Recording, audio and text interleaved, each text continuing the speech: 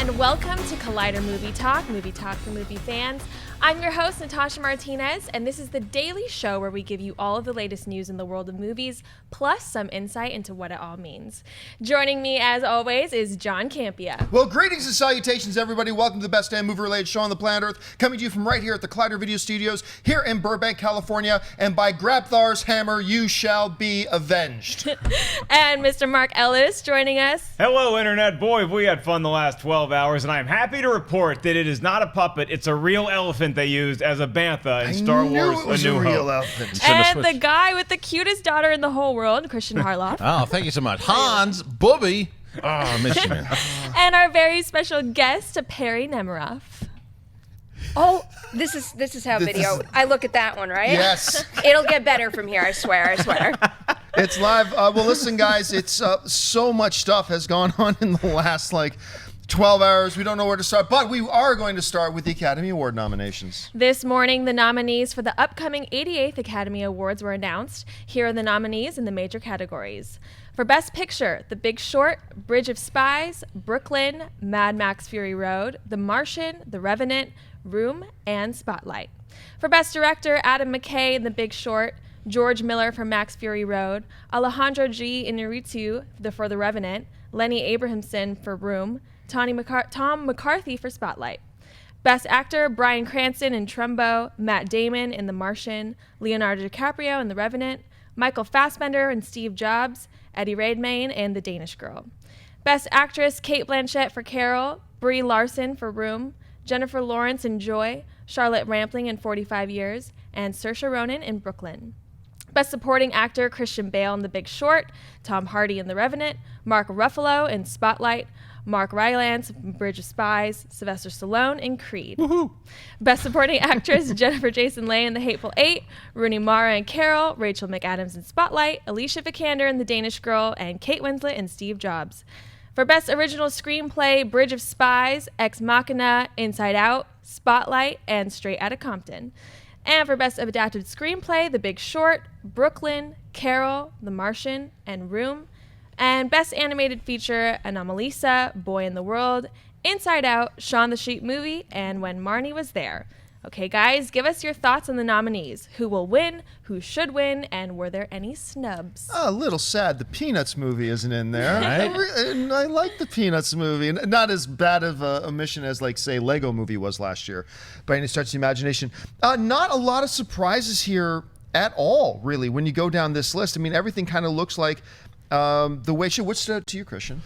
Well, I mean, I don't want to say snub-wise, but I think there are a couple snubs, I think, with Ridley Scott not getting in there for director. It's interesting. Right, because he did get nominated for the Directors Guild Awards, and it's rare that you get nominated there and not directed in the Oscars. I think that a lot of people were thinking that Jane Fonda was going to make it into Best Actress. I'm surprised that she didn't get that over. I like Jennifer Lawrence, but I don't know if she deserved to be in there for Joy. I think that the Best Actor was the one that was spot on. I would have maybe Will Smith. You probably could have moved back and forth with Matt Damon. I could see maybe replacing Will Smith with Matt Damon. But I love that Mad Max got the nomination. I love that Stallone got the nomination. Stan, I think that, and I'm with you. I think that I really would have loved to have seen the Peanuts get nominated for animated. It wouldn't have won. I still think Inside Out is the lock to win that award. But overall, those are the ones that stood out. Perry, what about you? What stood out to you most in this list? Well, going off Ridley Scott, I'm kind of happy that he didn't get it because it meant Lenny Abrahamson snuck in there, and I think that he deserves a ton of credit for what he did with Room. I mean, you can actually go online now and you could see one clip from the movie where it's a big fight between Brie Larson and Joan Allen, and he just knows just the right time to cut to Jacob Tremblay so that you know that the story is happening from both of their perspectives, and you see how what is happening in this world is doing to him and could potentially change his life from that point on. And then the other one is right there. I'm very upset that Jacob Tremblay is not getting more recognition for what he did in that movie. I think that's absolutely insane. I thought it was insane when they put him for supporting in the beginning because I think it's actually more so his story than Brie Larson's. But now I can't believe he's not even getting nominations in a lot of the major awards races. But who do you replace him with is the problem with right now? That's always the question because we always, I'm included in this. We always come up with all these people who should have been nominated until we get posed with the question, but who do you bump? Yeah. And that's where it starts to get a little bit like me, myself, and the director thing. I am very surprised and disheartened by the Ridley Scott thing because, I've been bagging on Ridley Scott for the last 5 years because he's turned out a lot of crap. And I was so pleasant. I thought The Martian, the way that film was directed, it just doesn't work if it wasn't directed the way he directed that film. And I thought it was, and I like The Big Short, and I really like Adam Scott. But I think Adam McKay? Adam McKay, thank you. But I think there's an argument to be made here that Adam McKay doesn't have a place on this list if you're not going to have Ridley Scott. So that's the one I would personally bump. But overall, pretty good. We'll go down these category by category, but before we do, what are the things on the list that stand out to you, Mark? I mean, the Ridley Scott was the biggest one to me because, according to the Golden Globes, he made the funniest movie of the year with The Martian. I was happy to see The Martian and Matt Damon get some sort of recognition. Will Smith is a guy that I feel like it's David Oyelowo or Jake Gyllenhaal last year, where it's just so hard. You can interchange any one of those 6 guys, and I probably would have been happy with it. Nobody's worked out to more Jane Fonda tapes over the years than this guy. I haven't seen Youth, though, so I don't know who I would kick out in order to put her in. The big surprise to me, which I'm not that upset about, is Aaron Sorkin not getting nominated for Steve Jobs. Because he's Aaron Sorkin, you just assume he's a lock. But I'm really happy with that list. I think you could have kicked out Bridge of Spies and put in Steve Jobs. I'm thrilled that Ex Machina got the nod for that, though. That really, it excites me in a way that I don't feel like sharing on camera. I am actually bummed about that Aaron Sorkin thing, though, too, because I think that it goes past for him just being Aaron Sorkin, because if you look at that movie, and that movie is brilliantly written and brilliantly adapted from that biography as well, too. So I think that was a big snub, him not getting nominated. And also could be a big snub for Tarantino not getting nominated as well. You don't think so? I don't know if I'd call it a snub. I bet he's not happy right now because he was probably expecting it, and I think that he was gunning for it. But, I'm a big Tarantino fan, and The Hateful Eight didn't hit me the way that I was hoping it would. So really, I don't think he belongs in that category. I'm a big Steven Spielberg and Tom Hanks fan, but Bridge of Spies in general just didn't hit me as hard as I thought it would, but yet there it sits nominated for Best Picture. I think that's a little bit of an overreach. Yeah, I'm going to differ with you on the Sorkin thing. I thought it was a brilliantly performed movie, which we'll talk about when we get to the Best Actor thing. But overall, I think starting with the script, Steve Jobs didn't hit me in that way. Wow. And I totally agree with you on The Hateful Eight as well. I watched Hateful Eight, I enjoyed it, but to me, because it's Quentin Tarantino, so our expectation levels are way up here. And so I walked out, honestly, a little bit disappointed with it. So I can kind of understand why there's... But let's get to the actual categories themselves. Under Best Picture, as we already read out, Big Short, Bridge of Spies, Brooklyn, Mad Max, The Martian, The Revenant, Room, and Spotlight. Anything glaring by their omission here? Carol, that's the one title I keep hearing being brought up for this.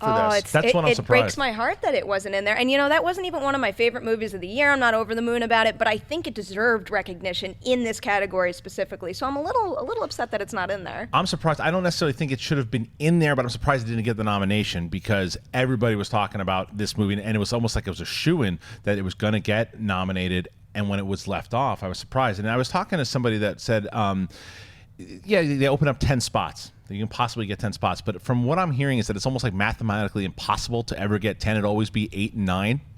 It's interesting. I don't know the science behind it. When you look at the math of how they break down the things, it makes it improbable. It's like improbable. But it still just feels like a giant old person middle finger to movies like even like Straight Outta Compton or Inside Out, which weren't going to win Best Picture, but it'd be nice to see them on that list. Like I don't understand the harm it does to just do 10 movies every year. We're trying to celebrate movies here, right? Just do 10.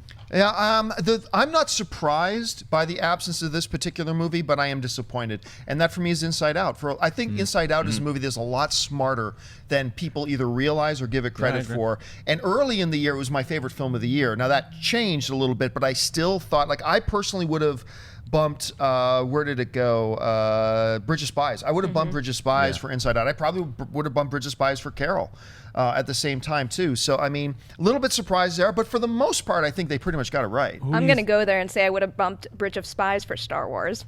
I mean, I know it was like the You're longest... You're not going to get a lot of argument at this table. It's the longest shot in the world, and it doesn't deserve the win in any way, but that movie hit just so close to home and is so special to me right now that I wanted it to be in there. Star Wars should just win everything. Well, what do you guys... Really speaking of what, who do you think is going to win out of that? Best Picture? Yeah. I think Revenant's got some momentum going for it, but I'm going to stick with Spotlight. That's my vote. I'm going to stick with Spotlight. Oh, man, I really want The Martian to win, but I'm going to stick with...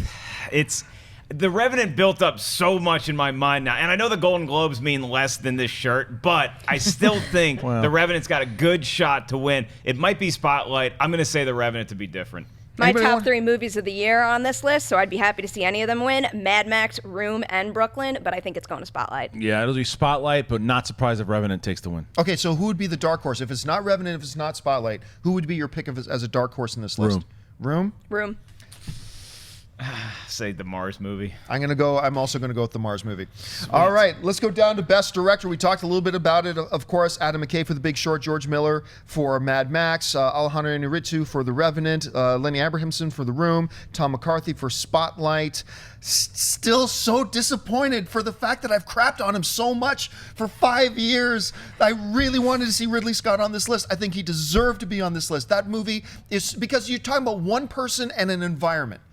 And that's all about the director at that point. Sure, absolutely the performance as well, but at that point it's all about the director. And what Ridley Scott was able to do, which the timing of it, the pacing of it, the atmosphere, it just, every moment of that movie had me completely enthralled. And I'm really disappointed. Like I say, I can't argue that George Miller doesn't deserve to be on the list. Obviously he does. My pick for the win is Tom McCarthy for Spotlight, so you can't say he should be on there. The Room is beautifully directed, so I'm going to go, sorry, Adam McKay, I love you, but you're going to be my scapegoat on this one. You shouldn't be on this list. Ridley Scott should be.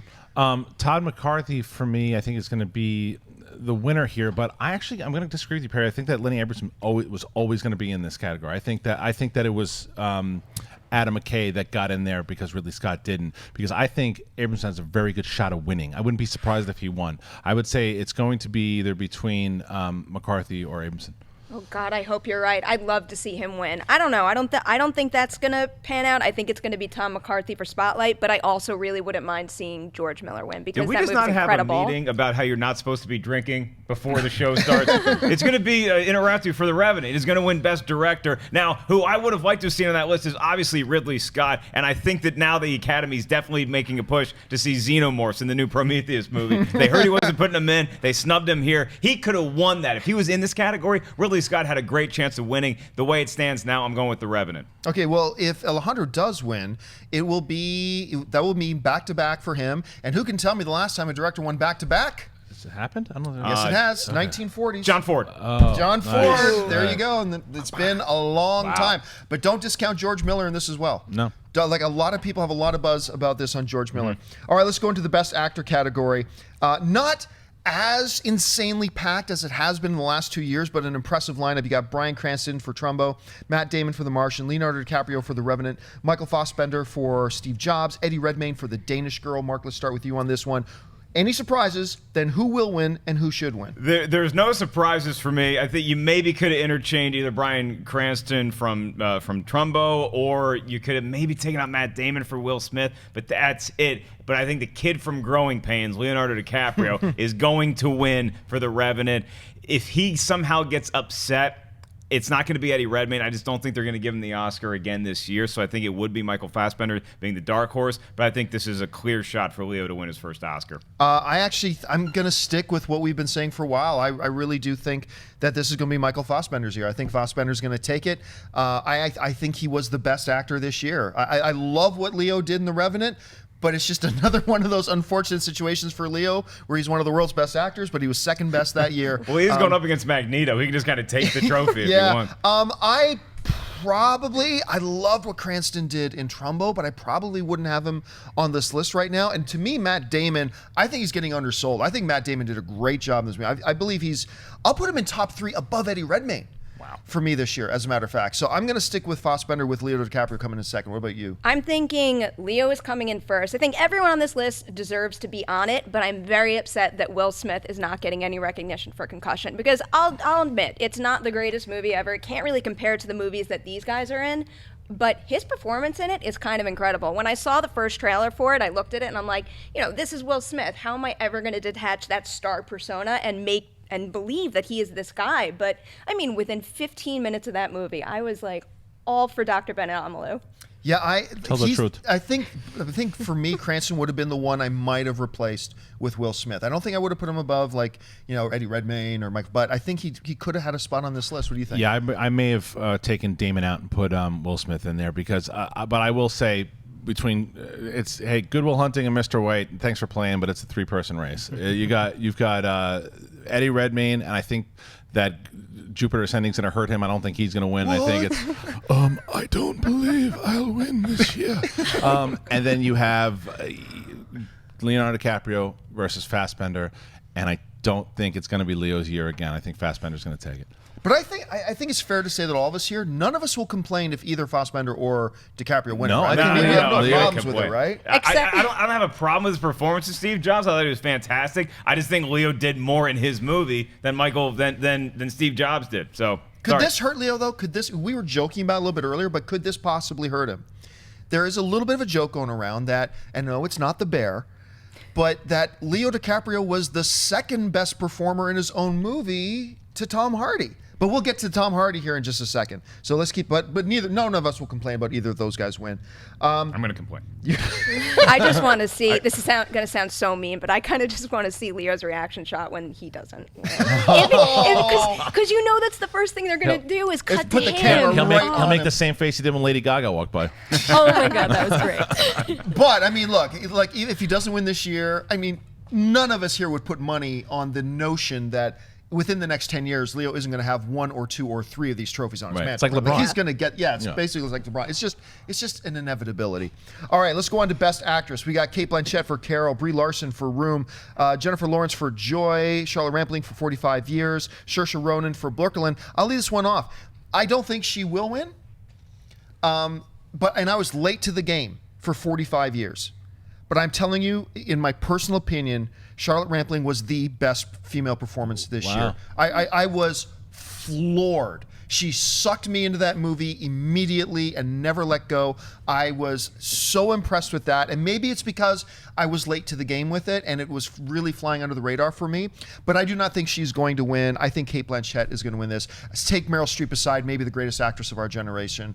So I'm going to go with Cate Blanchett. What about you, Mark? I would love to go with Cate Blanchett. I think the Academy would too, but there's just a little tiny bit of Cate Blanchett fatigue when you're voting. And then you have this newcomer like Brie Larson on the scene in Room. I think it's going to be Brie Larson for the win. Though Charlotte Rampling, I'm hearing great things about that. I don't know who you take out. If you wanted to put in Jane Fonda, I guess the default choice would be Jennifer Lawrence, but the Academy's just head over heels with her. You imagine if Jennifer Lawrence wins this thing? Oh my God. Over Cate Blanchett? No and way. I am Larson? going to be so disappointed I if she can't wins. see it happen. Kanye West should come on stage if Jennifer Lawrence wins this Oscar. How good is it, though, to see Brie Larson getting this recognition now? Yeah. We've About recognized time. for a long time how good she Short-term is. 12, man. Short-term 12. What about you, Perry? Well, Brie Larson should have gotten some serious recognition for short-term 12, and that just didn't get much of a campaign at all, probably because it came out over the summer, I believe. But I'm definitely going for Brie Larson. I think she should win. She's the best in this category by far. If anybody steals it from her, I hope it's Saoirse Ronan, because she is fantastic in Brooklyn. Yeah, she that really is like one heck of a character journey, and she really carries that film.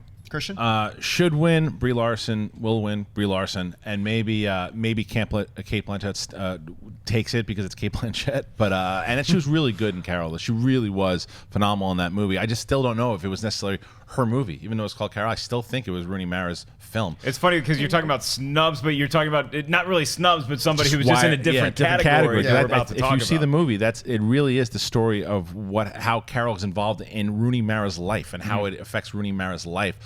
So I do think Brie Larson wins it. I wish films today weren't so afraid to put up multiple performers for best lead actor. Right. I mean, we have lots of examples in Hollywood history of multiple actors in one film being nominated, multiple actresses being they'll still nominate multiples for supporting.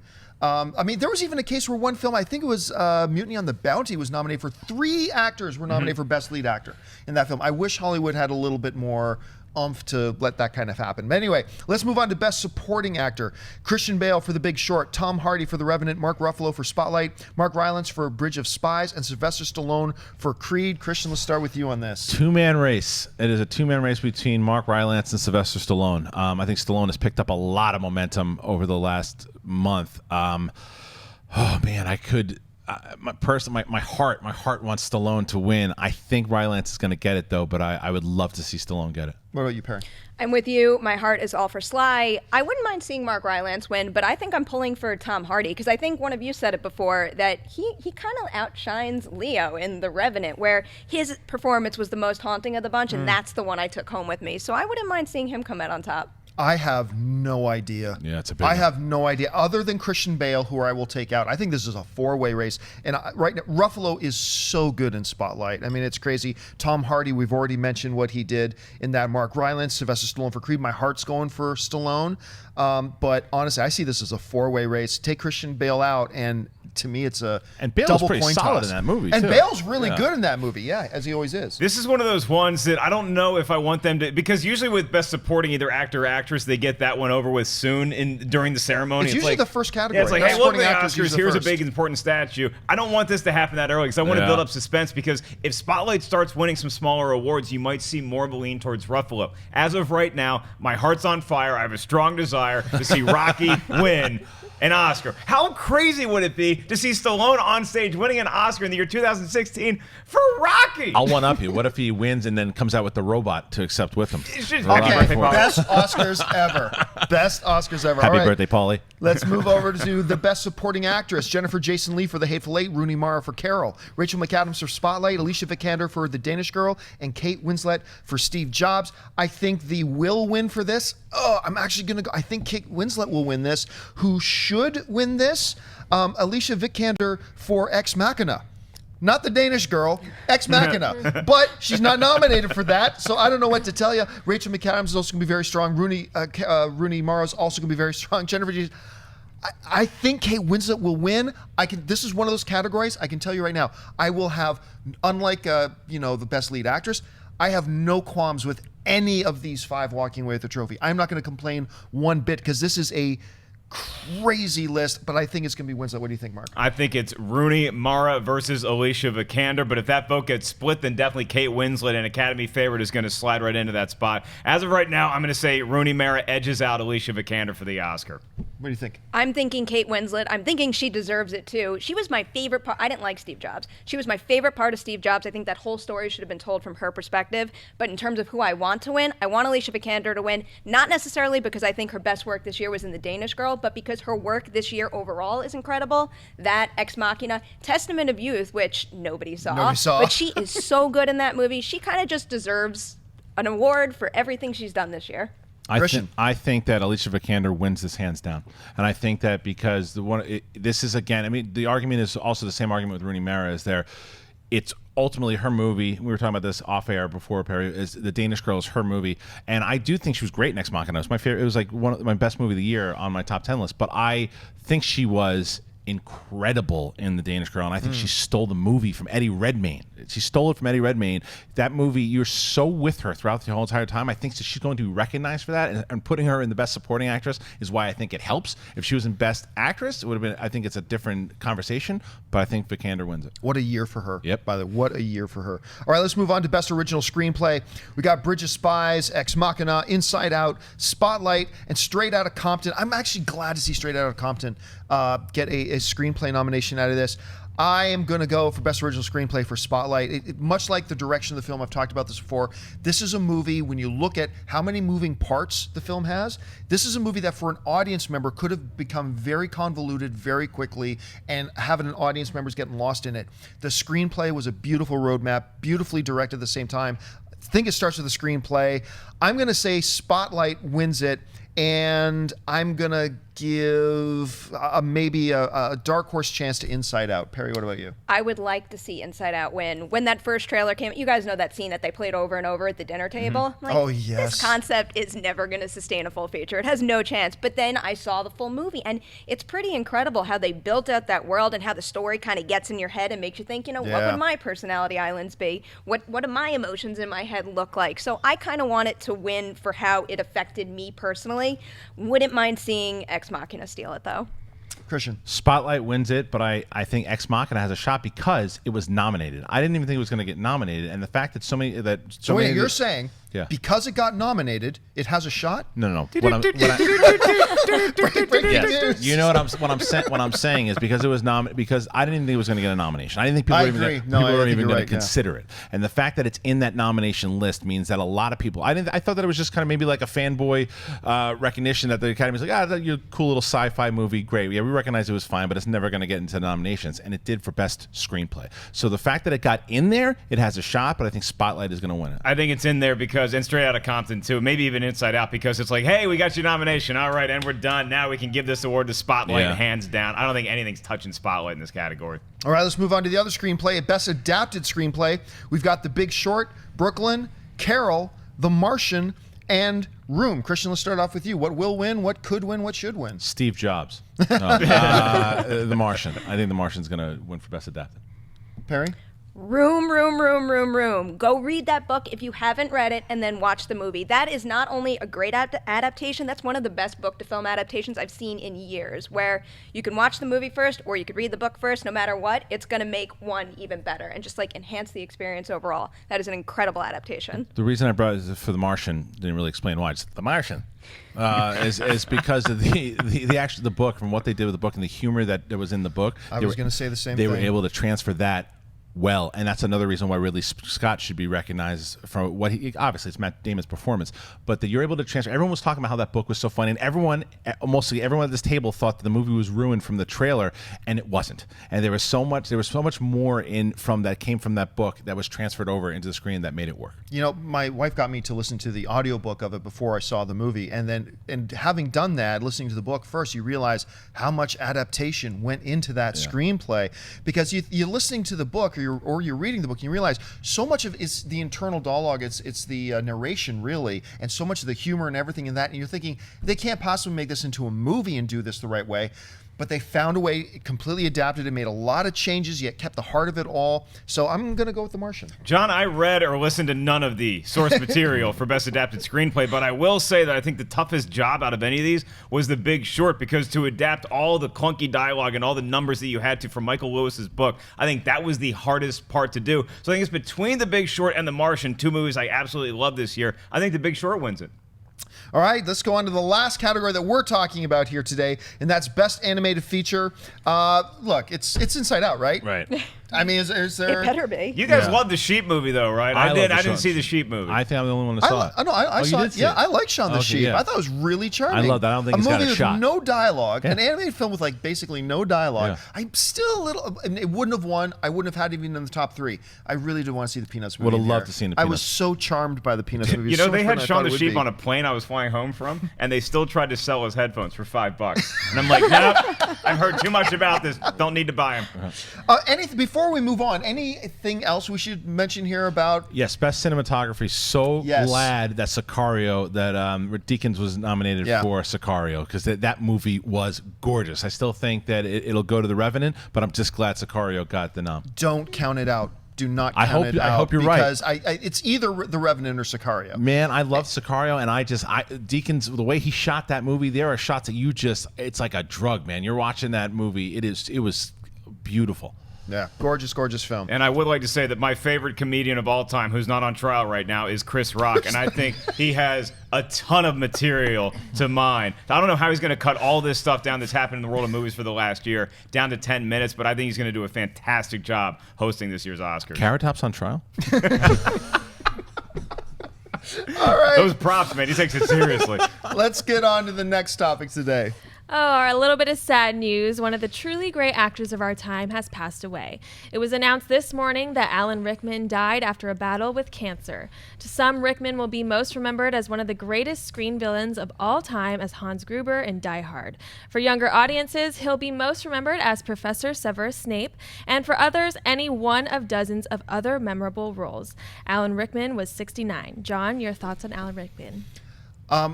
This dude has played and given us 2 of what I consider to be the top 4 screen villains ever. We got Hans Gruber and the Sheriff of frickin' Nottingham, man, and Robin Hood. Mm-hmm. Like, he makes that movie. Do you guys see Truly Madly Deeply? No. Oh my God! 1990, he won a BAFTA for it as well. Might be his best performance. He, like, to a younger generation, he'd endear himself as Severus Snape, of course. But I mean, this guy and Galaxy Quest. Oh yeah. Galaxy Quest. I talk sometimes. Every once in a while, I put on, Netflix or Amazon Video in my bedroom at night just to fall asleep to. Put the volume on low, and I've got 2 go-to movies for that: Zoolander and Galaxy Quest. And so I feel like Alan Rickman has lullabied me to sleep for about 2 years. I mean, I was devastated, and it's one of those things where it was a lot like a couple of the other celebrities that have passed away recently, where I've been like, I didn't even know they were ill. Right. And that's the part that, I thought my wife read it off because we heard Jake Lloyd died yesterday, right? Yeah. And okay, fake. Then this morning I wake up and you hear that Alan Rickman passed away. My first reaction is, dude's not even ill. No, he's fine. He looks healthy. Oh, he really died. And I gotta tell you, I haven't been this emotionally hit by the passing of a celebrity who I've never met Alan Rickman either, since the death of Robin Williams. So I was just really, really saddened to hear about this. Anyway, your thoughts, Mark? Yeah, it's such a bummer because of how much he meant to action movie fans. We'll start with Die Hard. I mean, Hans Gruber is the greatest action villain of all time, hands down. And then I'm glad you mentioned the Sheriff of Nottingham, because Robin Hood, Prince of Thieves is, for whatever reason, it's one of those more overlooked movies of the 90s, but I think it is a phenomenal piece of cinema, and he's one of the biggest reasons why he's so great. And for maybe a lesser regarded Alan Rickman performance would be him. I believe he's the Angel Gabriel is the character in Dogma. Yeah. He's so good in that. He could do straight evil, but he could always do it with a sense of humor, and that's what it's a rare thing to see in somebody, to not just be a bad guy, but to be able to almost make us as an audience care about that person and kind of root for them in some scenes. Perry? I mean, this completely caught me off guard this morning, too. I was like laying in bed checking my email, and when I saw that, I didn't know he wasn't well. So it definitely hit pretty hard. And also for all the reasons you guys named, all the incredible roles that he created. I was lucky enough to get to interview him for that movie he directed a couple months ago called A Little Chaos. And, the impression people have of him with the harsh exterior, and he might be a tough interview. And he definitely was at the start. But then, you find that question that kind of breaks the ice. And he was just the warmest, sweetest guy in the world. I think the question was, if he wasn't an actor, what other on-set position would he want to have? And he chose catering. And he just went on this whole wonderful rant about how much he loves food and how important catering is to being on a film set. And I'm definitely a little distraught over this. One of the nicest things I read online today was, if you look it out, I can't remember if he put it on his Twitter, on his Facebook, or what, but Daniel Radcliffe this morning wrote a really nice thing about him that you really should go. I wouldn't even do it justice right now, so go ahead and check out what Daniel Radcliffe wrote about. Anyway, your thoughts, Kristian? It stinks. He was like Mark, like you were saying. You'll remember him for the first time I remember him as Hans Gruber, but he was one of those rare actors. Well, first of all, he was an actor very similar to what we always say about Tom Cruise, is that he's a guy that always gave on 110%. Yep. You never ever could find any movie that he did. It's like, hey, he's just phoning it in. Never phoned it in. And he was another guy that was just, he could do anything. He didn't just get stereotyped because he played Hans Gruber, like you said, Mark, the #1 action villain, maybe #1 villain, arguably, of all time. And yet he could still be a good guy, and you'd accept him as a good guy. You'd accept him in a period piece. You expect him in a comedy. You expect him in all these different types of movies. He could do it. He could pull it off. That's how talented he was. And from everyone who's worked with him that knew him on a personal level has nothing to say except great things about who the man was, not just who the actor was. So of course it's devastating. And cancer is. You read this. I had no idea he was sick. You lose Bowie, you lose him. It's a tough couple weeks. Yeah, and I'm left to say is it fucking sucks. Yeah, I was going there, but I stopped. Anyway, so you will be missed, Alan Rickman, a great deal. All right, folks, we've reached that part of the show now for buy or sell. Here's how this works. In front of her, Natasha's got a few other items in the world of movie news. She's going to run them down, and then those of us at the table are simply going to say whether we buy it or sell it. So, Natasha, what do we got? Back in 2013, it was announced that producer Mark Gordon and his company had secured the film rights to the Chronicles of Narnia, The Silver Chair, and had hired Life of Pi screenwriter David McGee to write the script.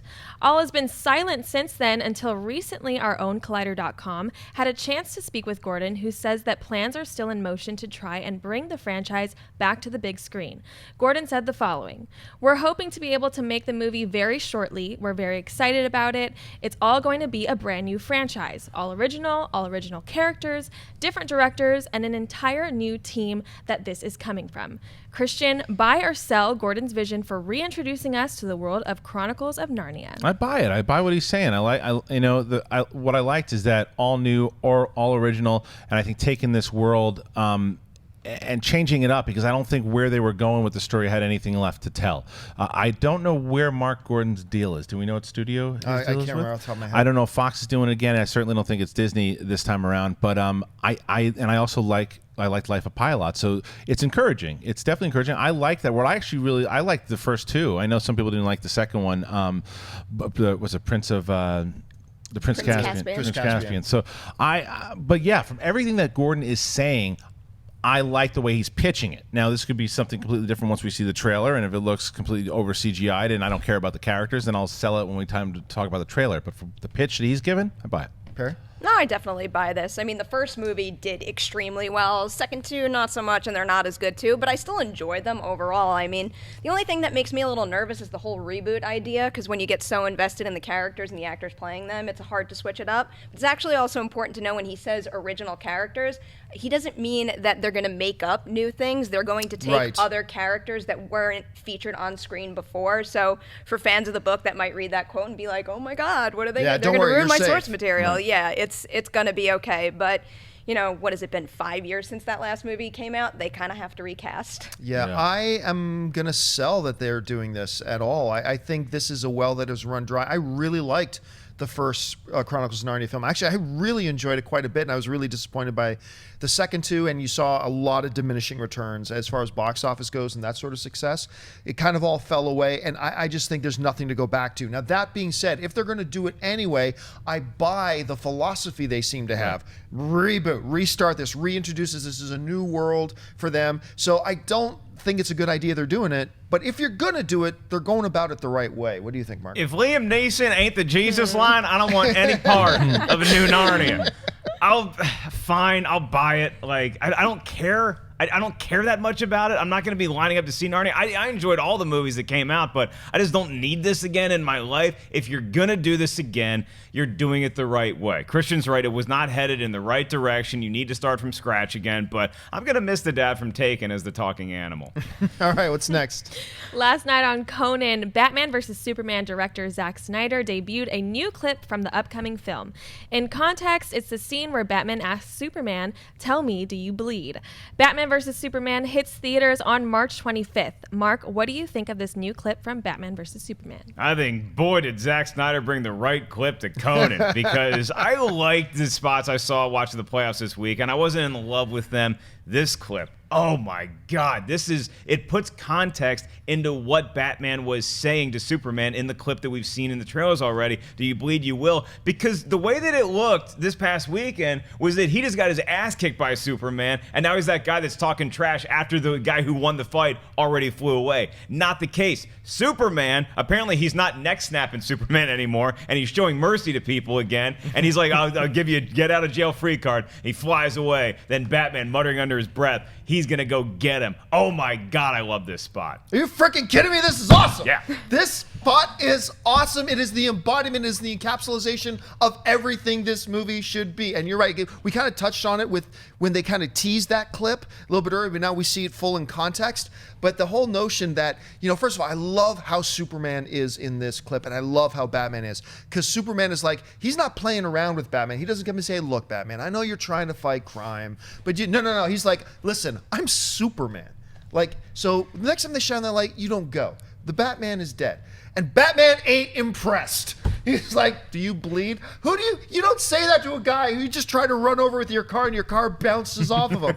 And he's not impressed at all. I love this clip. Everything I thought it should be. Anyway, Perry, your thought. I am all for this clip. This is probably my favorite Batman vs. Superman promo item yet, because it puts the focus on what should be the most interesting part of the movie, why these two hate each other so intensely, but without giving away too much one way or the other, whereas some of the trailers have showed a little too much maybe about them coming together, which I don't really want to see just yet.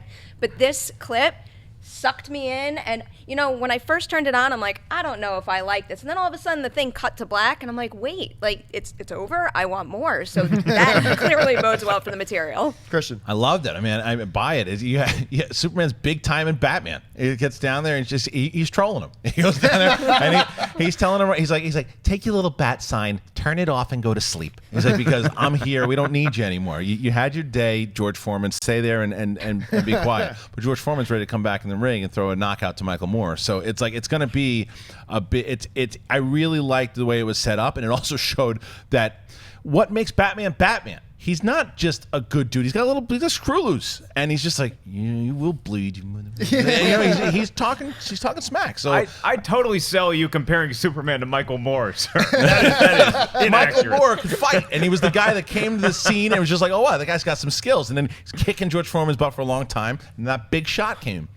Look out. You know what I loved about this clip, and I'll be really quick, is that you saw the alternate take. You saw Batman's view of getting his door ripped open, or getting the top of his car ripped open. That was so awesome. You kind of make out Superman, he throws it off. Like, I don't know which shot, if they're going to use both in the movie or they're going to pick one, but whew, yeah. The shot that got me was when they cut to the wide one and they both stand up. Oh, yeah. Like, that paired with the score, it's like, wow, these are two big figures who are going to go at it here. Titans. Titans, absolute Titans. All right, folks, it is Thursday, which means it's time for us to talk about what is opening this week, brought to you by our friends at AMC Theatres. Now, we already talked about 13 Hours on Tuesday, but 2 other films open this week. Natasha, tell us about them. First up is the sequel, Ride Along 2. Rookie lawman Ben Barber, played by Kevin Hart, aspires to become a detective like James Payton, played by Ice Cube, a.k.a. his future brother-in-law.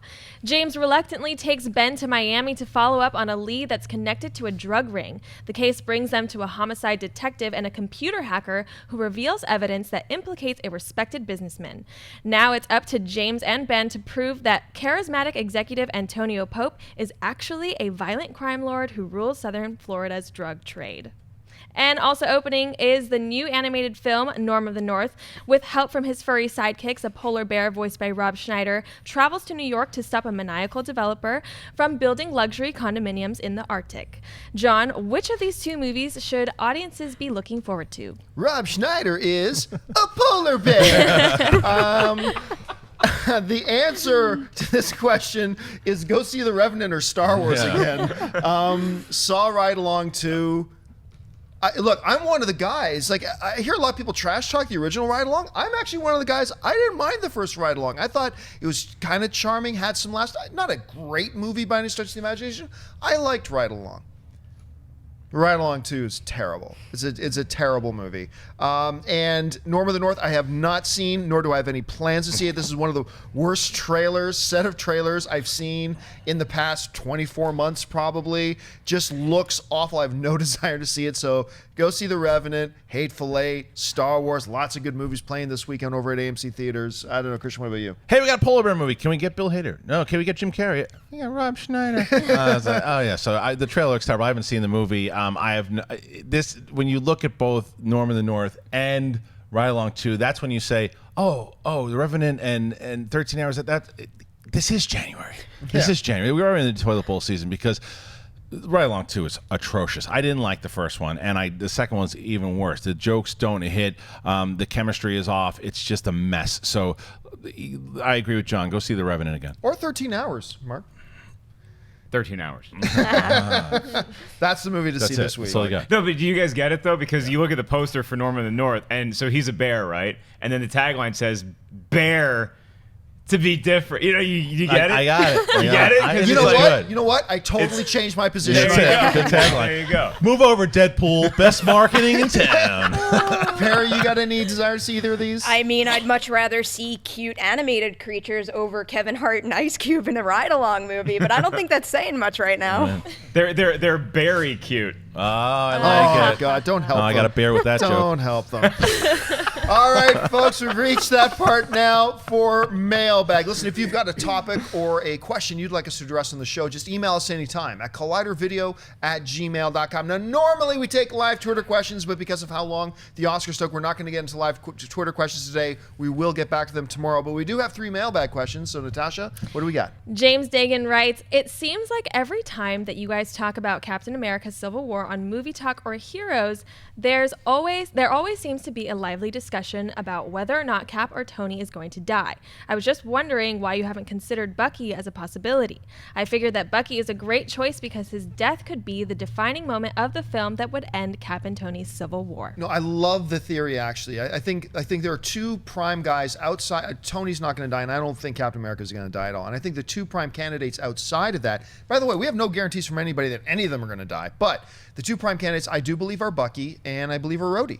War Machine. I think those are the two guys that have the possibility, because both of them, for different reasons, one for Tony, one for Cap, would have dramatic emotional impact. Rhodey dying would crush Tony. Bucky dying would crush Cap. So I think there's a lot of possibilities there. Now, for some of you who are out there are going, but Sebastian Stan has a 9-film deal. That doesn't matter. It does not matter. Remember, Marvel signs all these people to multiple film deals. All that means is that those actors have to come in and play the role if the studio calls on them. That doesn't mean the studio's going to use them. Could also be a flashback in 8 more movies if you want. Yeah, I mean, absolutely. Because totally, if they wanted to go that route. So I think they're going to do that. One of the things, I even think they might give us a glimpse of that in upcoming trailers between now and then. What they will not show us in any of the upcoming trailers is in a Captain America Civil War movie, is the point in the movie where both Tony's side and Captain America's side join together to fight the common threat. They won't show that in one of the trailers. I'm looking at you, Batman v Superman. Anyway, Perry, what do you think? I kind of like this idea too. I think it makes a lot of sense for that character's arc, and I like I don't like it, but I understand what you say about Rhodey dying. So I think I could see either panning out, but I'm still of the team that, Captain America might die. I think the MCU as a whole kind of needs something like that to seriously raise the stakes in the next films, because at this point, have we seen, well, I guess we have seen a major character die, but not major, top tier, major, yeah. I think we might need that at this point. I think Rhodey's toast. He's been past his expiration date for a while. We've been talking about him dying in Iron Man 3. Everyone thought he was going to go on Iron Man 3, and I think that it's going to further. I agree with everything that you're saying. I think that it's going to further the story. And you need one of these, and it's got to be a character that is just not going to come back, because Captain America is still a possibility. I don't think it's going to happen. It's a possibility. I don't think it'll be Winter Soldier, because I do think they might take the angle, if Cap does go, that because Sebastian is younger than Chris Evans, seems to be a guy that they could get to maybe run as another Cap down the line. Who knows? But I think if you're going to bet on a death, you get good Vegas odds with Rhodey. Yeah, I'm going to do this like fantasy football and who your first round draft pick should be in this really creepy death pool that we've just created. I'm going to say that Don Cheadle as Rhodey's definitely your first round pick. Bucky, I don't think Bucky's going to die. It wouldn't crush the audience, I don't think, so it's a smart bet to say he probably might expire, because it's not going to like nobody's going to see this movie and say, oh, they killed Bucky, well, I'm not seeing Infinity War now, but some people might be really turned off if you killed Iron Man or Captain America. So I don't think that's happening. I don't know how many major characters you're going to lose, but friends of those major characters, Don Cheadle, we're looking at you. I think he's gone. All right, what's next? Jen Ramai Kamei writes, any news for the movie Red 3? Thanks, guys, and bring on the filthy. I'm one of those guys. I loved the first, what was it, Retired, Extremely Dangerous? Loved the first Red film, was so excited for the second one. Right along too. I mean, it was bad, and it was, once again, it was diminishing returns. They announced the writers are back. They are attached. The same guys who wrote the first 2 Red films are attached to write the third one. But as far as I know, no director's been attached. None of the cast have agreed to come back, or they've signed on. I just don't know. I don't see anything happening on it. I don't think it's going to happen. Have you guys heard anything different? I'm pretty sure that those guys were attached somewhere like a month before the second movie came out. So they were probably banking on that movie doing really well, especially with that kind of cast, and then it didn't perform. And not only did it perform, it earned less than the first movie, but it cost a lot more to make. So if they made a third one, all those price tags would go up again. So probably. I don't think it's a good bet at all, and I don't think they're going to take the risk. I think it's too dangerous. I mean, and Bruce Willis is one of the main reasons. Would you say extremely dangerous? Extremely dangerous. I think because Would Bruce you say Willis, very dangerous? I'm gonna go home now. Because the problem is that Bruce Willis is a guy. We're unlike an Alan Rickman and Tom Cruise. He's always phoning it in. And if you're getting him in a third, well, minus Looper and a couple other things, but if you put him in something like Red 3 and a movie that didn't perform at 2, just let it go. Leave it alone. But he didn't phone in the first one. No, he didn't. So, no, he's great. So No, it he's depends on which Bruce Willis you get. That's what I mean. But do you get Bruce Willis, or do you get the weird bald guy doing a Bruce Willis impression? And that's what I mean. Like, if 2 was a huge success, and then it's like, well, we know we can get him back. He's got to coax him along a little bit, but the movie made a return and the name's pretty big. Let's go for it. Let's sign him. It's too much of a risk. All right, last question of the day. Eric Code writes, while Lawrence Kasdan has said the Han Solo movie is not going to be an origin story, does he realize that Han defected from the Empire and saved Chewie's life, leading to the life debt?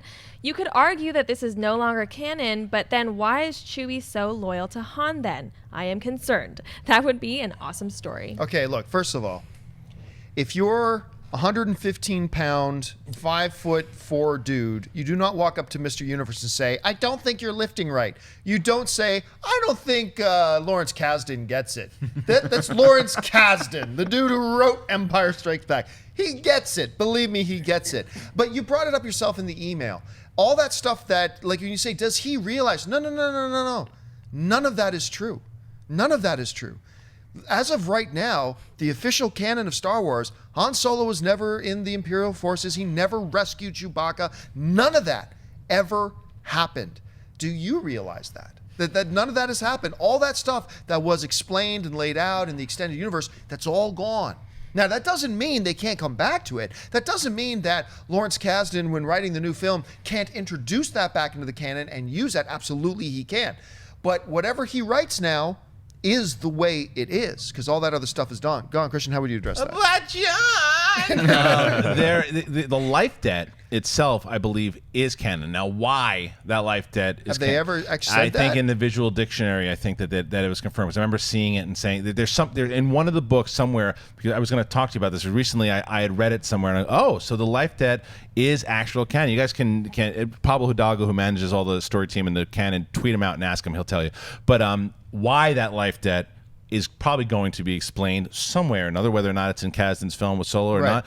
But everything John just said, Kasdan's going to tell the story the way he wants to tell it. Whether or not he wants to make Han Solo an Imperial officer Who defects? Yeah. We'll see. Because the origin story of him, that's not an origin story. That's just part of his life. So we don't know if that's going to happen or not. And the other thing is, this was a movie. You have to realize also, Lawrence Kasdan signed on to do this movie before he signed on to do The Force Awakens. Yes. When all this was going down and George Lucas was going to make all these movies, and George Lucas had the plan to do the trilogy plus spin-off movies, they came to Kasdan and they said, which one of these do you want to do? And he's Solo. Because he loved writing Solo and Empire. He loved so let's trust in Lawrence Kasdan. And by the way, I would love it. I love the notion of Han possibly being great, a but it's former not Imperial canon. officer, Yeah. but as of right now, it's not canon. Perry, what do you think? I'm Star Wars movies all the way, so I'm first learning about all this stuff that was canon and now isn't. And every single time I hear one of these ideas, I'm like, that's a great idea for a movie. Why don't we do that? And I kind of like this, especially with what happens in The Force Awakens. Right. I think we need this kind of backstory for the two of them because it's going to, in the end up affecting how we rewatch that scene now.